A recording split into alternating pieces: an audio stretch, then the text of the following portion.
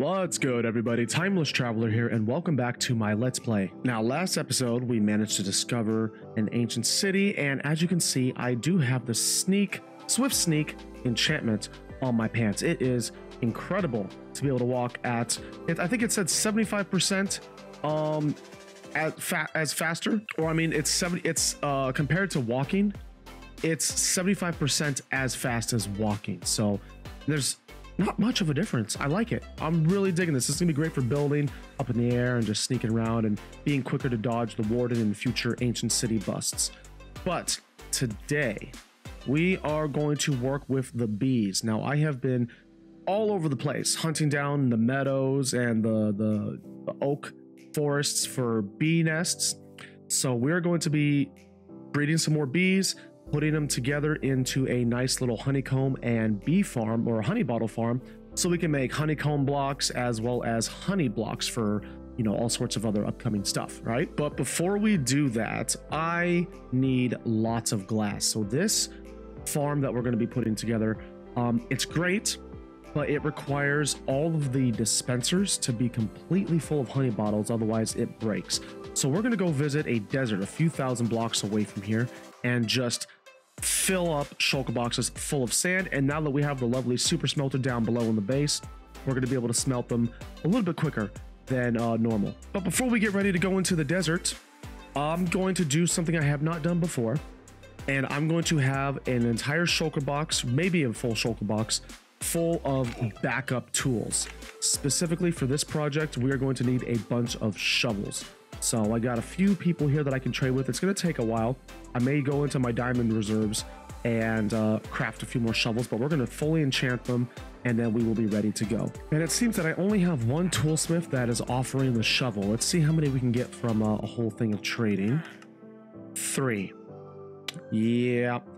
I'm gonna go tap into my diamond reserves. Now, I don't know why I haven't done this sooner. I think it's I've seen a lot of other people have just a whole chest or you know, toolkit, toolbox full of backup tools, and I just couldn't get myself to do it. Now I believe I have enough levels to fully enchant some of, I don't know if I can do all of them, but we will find out. Now, luckily, because I was doing a bunch of trading a while back, I still have, where did it go? I still have some enchantable books. There we go. We'll take all the efficiency 5s. That was not efficiency 5. We'll take all the mendings, and might as well grab the silk touches. We went down about 30-ish levels. I definitely don't have enough to fill up this entire shulker box, but we're going to get as many as we can. Well, from 400 plus levels down to 13, I didn't fill the shulker box full of fully enchanted spoons, but I did manage to get 16, so that's a good number.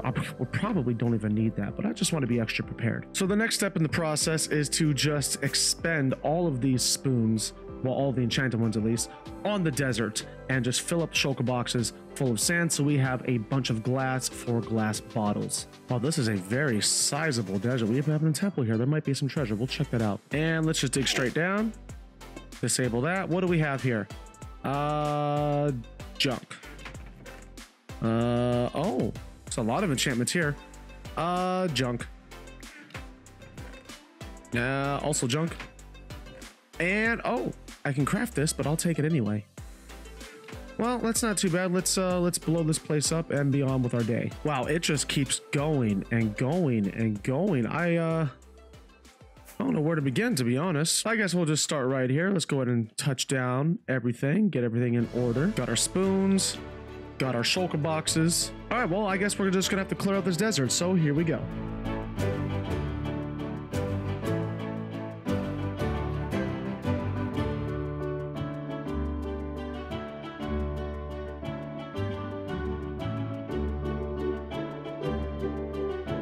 And about 5 spoons later, we got ourselves 3, 4, 5, 6, 7, 8, 9, 10, 11, 12, 13, 14, 15, 16, 17, like 18 boxes of sand. That should be enough. So now I have to go through the amazingly fun and slightly slow process of throwing all of this in the super smelter. And the smelting went amazingly well. We have plenty of glass bottles. Basically, every shulker box is going to fill up 3 dispensers.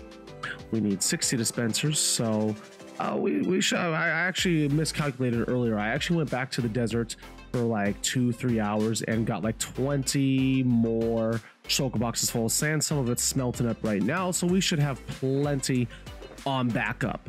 Got all the materials that we need to build the farm, and then the aesthetics, of course, to turn it into a hive, similar to what I did in a previous Let's Play season. The difference being is that this one's better. As far as the farm working, it is lossless. The other one was not lossless. I was only getting about 20% of my of the product, and that's giving myself a little praise. I was probably losing a lot more than 80% of the resources. So this one is actually good. I've been testing it for a while, and it is perfect. I've tested it with the design, with the aesthetic that I want to give it, so it's gonna work. It's gonna work this time. I'm excited. And in the meantime, I've just been slowly gathering up some honey blocks and some honeycomb, and we have all of our bees right here. We got ourselves a lovely manual bee farm, an apiary, if you will. And I've just been running through, just you know, AFKing, letting all the beehives fill up. And because we have these campfires underneath, they don't attack us. They're very relaxed and friendly. Don't have to worry about them getting mad at us taking their honey.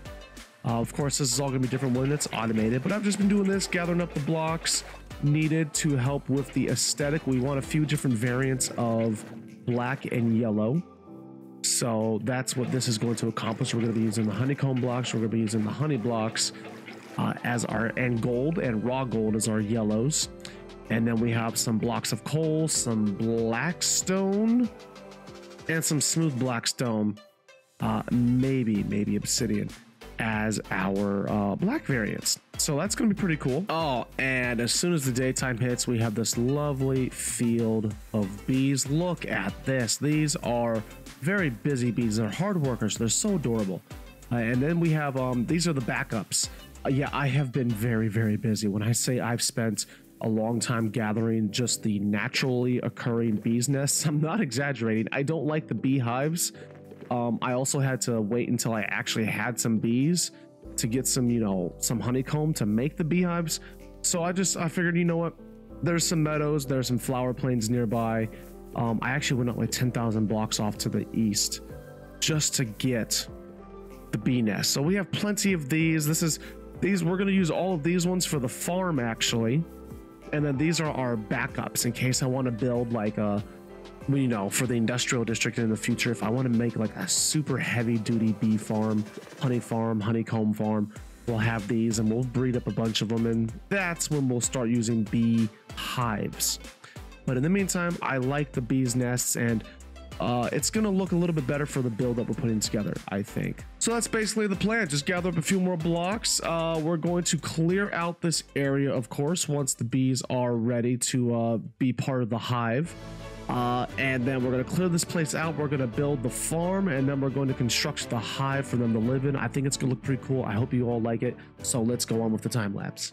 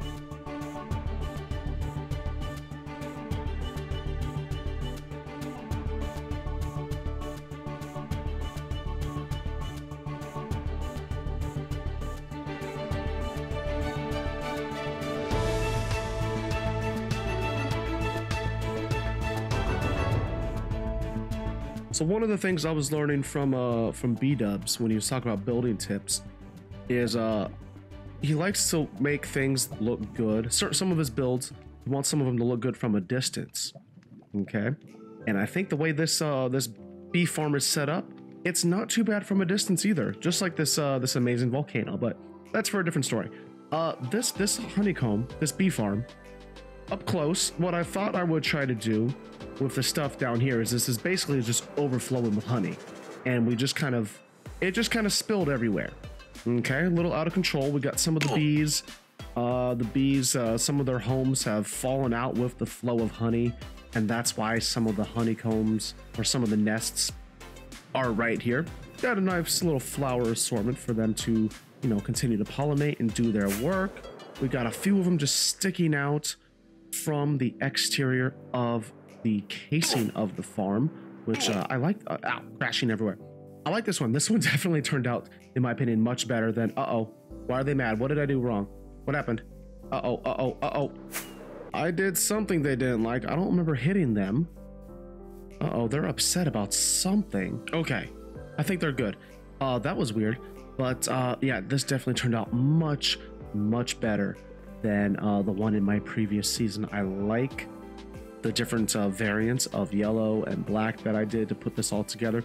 And unlike the other one, this one is far more lossless than before. It is actually, there is some loss, unfortunately.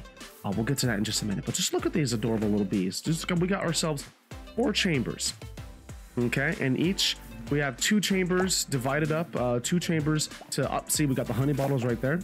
So 2 of them are going to collect honey bottles for honey, so we can make these honey blocks, and then the other 2 are going to have shears to extract honeycomb, so we can make candles, wax our copper, and of course make these amazing honeycomb blocks. I'd say after about an hour, I could probably get about this much. I'd say, give or take a couple stacks. This is about an average amount, which I don't know if that's good or bad, because I don't know what I'm gonna do other than just build this with these blocks, but they'll probably come in useful at some point later. We definitely have all the honeycomb that we need to make candles, waxing the copper, so we can have all the different copper block variants. I'm more interested in this. I like this, and of course honeycomb for the not honeycomb, honey block for some redstone builds. Now, I have it all covered up, but there is, like I said, a slight amount of loss on the honeycomb side of things. For some reason, help me out with this if anyone knows what to do. I have blocked off every section, every face of the dispenser. Let me show you. Every face on the dispenser is completely covered by a solid block, except for this face. This is the only side of the dispensers that are exposed to the air. And the reason being is I wanted to isolate the direction in which the honeycomb, you know, shoots out. And in most cases, it comes straight out of this side of the dispenser. And then it falls down here. And as we can see here, yep, we got minecart hoppers underneath collecting everything. Now, I'd say maybe 20% of the time, and that's a high number, but it's still, I feel like that's pretty close, maybe 15% of the time. They actually, instead of popping out here to the front, like we just saw here, they'll pop out directly behind us, where all of the wiring is, the comparators, and the redstone dust. Now, there is a solid wall of blocks directly behind these nests and the dispensers, as well as on the sides. And on the top is actually where we have the hoppers, but oddly enough, no items ever pop out on top of the dispensers. Hopper's not a solid block, so it would make sense that maybe it shows up on top. It does not. It's only the very front and the very back, but the back is completely covered in solid blocks. It's a complete mystery. If anybody can help me out with this, please let me know. It's not a huge loss, but it's a loss is still a loss. So if we can minimize losses to further optimize the farms, that would be just great. And as you can tell from this build, we did use a lot of gold. We used probably about 12 stacks of honey blocks, or gold blocks, I'm sorry. We use a lot of gold. Well, I still have plenty of gold on reserve. If we take a look at my levels, well, because I had to make that giant box of spoons, my levels are gone and my gold reserves are gone. So before we leave today, we got one more thing that we need to tackle. So if we come over here, we are working on optimizing farms, making them a little bit more profitable. And this farm, back when we were, you know, earlier mid-game, it served a great purpose. It's a great farm. It's perfect for early mid-game. But we're a little bit further past that point in the world now. So as much as I would love to kind of leave this up as a display, no, I don't want to leave it up here. What we want to do is we're going to take this down and we're going to build up a quad portal farm that Navy Nexus put together. It's gonna be real nice. We're gonna have shulker box loading for everything. It's gonna automatically dispose of all of the horrible golden swords, and it's gonna sort all of our items without this big mess. It's gonna look a little bit more compact, a little bit cleaner, and then we'll go from there. So before we head out everywhere, we got ourselves one more time lapse. So here we go.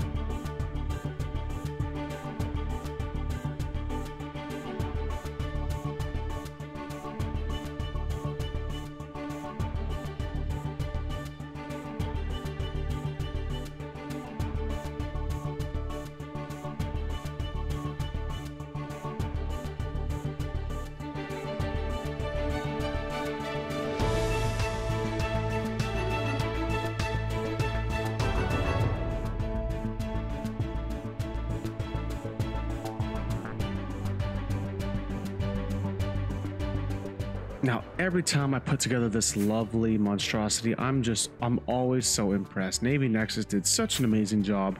This is probably one of my favorite farms out there. Oh, a little bit loud. But, I mean, just look at this. I mean, it's just incredible. It's a powerhouse of you know, just incredible engineering on Navy Nexus's behalf. Very powerful for XP as well as gold. It is going to be everything that we need as far as gold and XP goes. I plan on AFKing here for hours at a time if I am gone at work or if I have other responsibilities to take care of. So it is very, very important. We might actually double up and add another double chest to this. We might put one right here. I might add that on later. But we have, as you can see, both sides are completely full. Now, one side is kind of a waste. It's rotten flesh. But until Silent Whisperer creates that or gives a tutorial for that 12 stacked raid farm. Yes, you heard me right. Pay attention to Silent Whisperer. He's got a 12 stacked raid farm tutorial sometime around the corner. Once that's done, then I'll start using that to, you know, as my emerald source. But until then, I want to make sure that we're close by the Iron Village. because we're going to be producing lots of rotten flesh, of course, with this farm, and that's going to be our form of emerald farming, basically.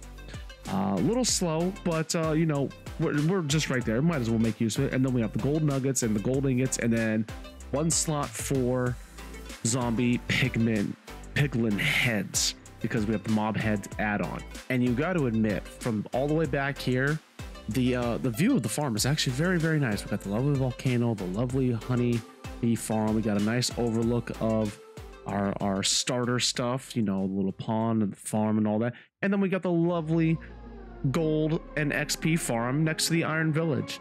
It's a great view so far, I think. But we're gonna end it there, everybody. Thank you all again so much for watching. I am Timeless Traveler, and this was my Let's Play. Let me know what you think of the honey farm, and if you know how to make the honeycomb part of it lossless. Honey bottles I have zero issue with, but there's just still like 10-15% loss with the honeycombs, and it's, while I'm still making a lot of a good amount when I AFK here, I just want to minimize loss just to optimize. If anyone knows how to fix that, just let me know. I'd greatly appreciate that. But as always, please don't forget to leave a like on this video, subscribe if you haven't already, hit the notification bell to stay up to date on all future updates and videos. But until then, you all take care, have an amazing day, and I will see you in the next episode.